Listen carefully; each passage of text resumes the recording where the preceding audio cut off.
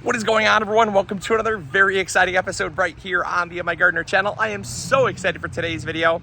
We're out in the garden today. As you can tell, things are looking awesome. Zucchinis are doing great. Cucumbers are doing awesome.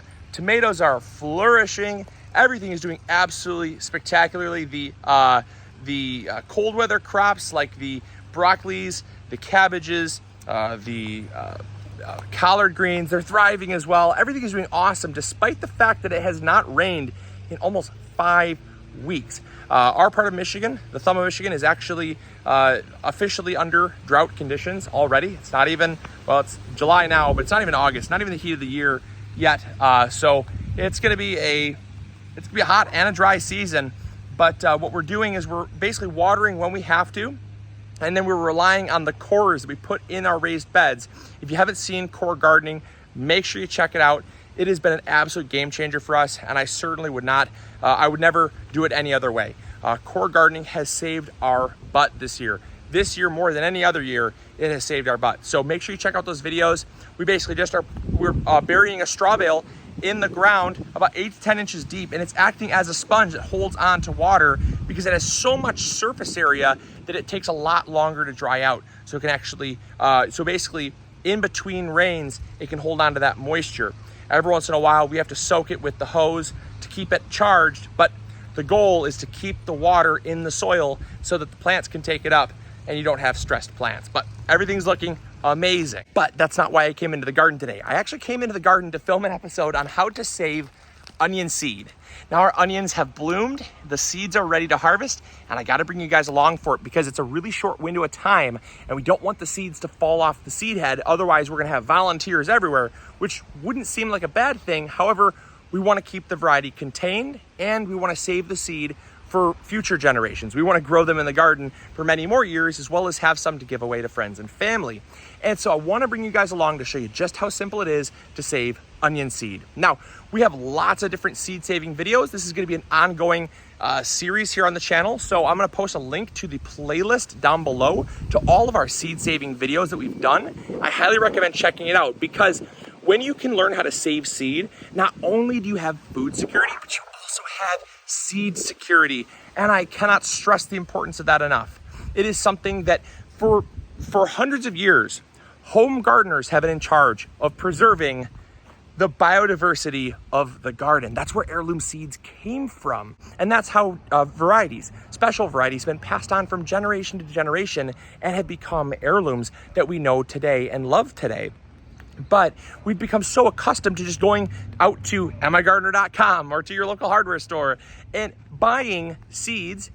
But if you can learn how to save them yourself, you can take back that power, put it in your pocket, and not only save money, but if the seeds for some reason are not commercially available, you've got them. And that is awesome. That's empowering. And it's also a way to preserve biodiversity, which I always stress is super important. So let's get on here. I'll show you how to save the onion seeds. It takes no time at all. Let's go. All right, so onions are a biennial. That means they flower the second year. However, where it gets a little confusing is that onions will flower the second year, but then will flower every single year after. So we actually grew these. These are Tokyo long bunching onions, and we grew these. We actually grew these 3 years ago. They flowered last year for the first time, and then they flowered this year. The first year they did not flower. And so what you want to do is you want to plant them in your garden and just let them grow. We actually had some seeds that fell down to the ground, and you'll notice we've got some beautiful bunching onions. Beautiful, beautiful bunching onions. Now, you could obviously eat these. You could preserve about, 2 to 3 plants and let them go. We let about 10 plants go, and then those flowered. That was last year. And then they come back and they will form flowers. Now the flowers will bloom. This is a younger one, as you can see. Then they start to dry, and then they start to open. And so now you can see the seeds, the little black seeds popping out. And so what we can do is we can actually take, ever so gently, take it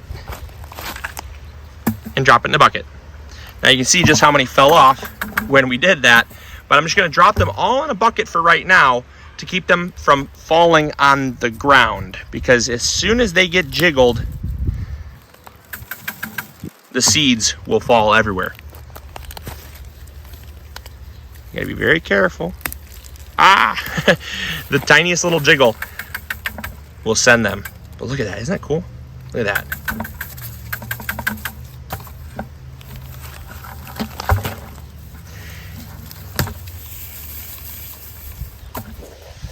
All right, so I've just gone through here and harvested all of the seed heads that actually have seeds showing. What you'll see here is that a lot of times the flowers will dry and kind of semi-open, and people will think that they're ready. They're not ready until they actually open. That's one of the things, that's one of the reasons why you have to be really careful when you're harvesting these seed heads, because they will drop everywhere. As you can see, there's onion seeds literally everywhere, and those will all create new volunteers, which doesn't seem like a bad thing, but they can definitely become a little bit of a problem if you don't want them there, because they will keep coming back year after year after year. And so that's free food, yes, which is awesome. However, I want to be able to save the seeds and preserve them so that I can grow them in other parts of my garden. Now, what you'll notice is that flowers will form throughout the season. So there's actually new flowers that haven't even opened. These flowers are just beginning to open, and there's lots more. So this is gonna be a perpetual thing. And so when I come in here and I actually pick off the entire flower stalk, I don't always get seeds from the entire flower itself, or from the entire seed head, I should say. Each one of these are individual little flowers, but the entire seed head is gonna come off. And that way I can just pull it off, pop it in the bucket, and it keeps most of my seed in the bucket rather than all over the garden. And then it's literally as simple as just taking the seed head and smacking it along the side of the bucket. As you can see, all those seeds falling off there. Look at it, it's nice and empty. Beautiful. And I'll just do that to all these seed heads.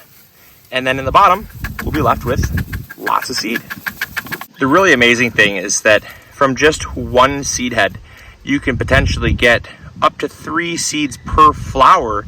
As you can see, each flower holds 3 seeds, indicated by those little seed pockets. And there are, hundreds of flowers. So you can get thousands of seeds from just one flower. That's very labor intensive. Obviously, it takes a lot of time to do this. That's why seed's so expensive, is because it takes somebody to meticulously do this.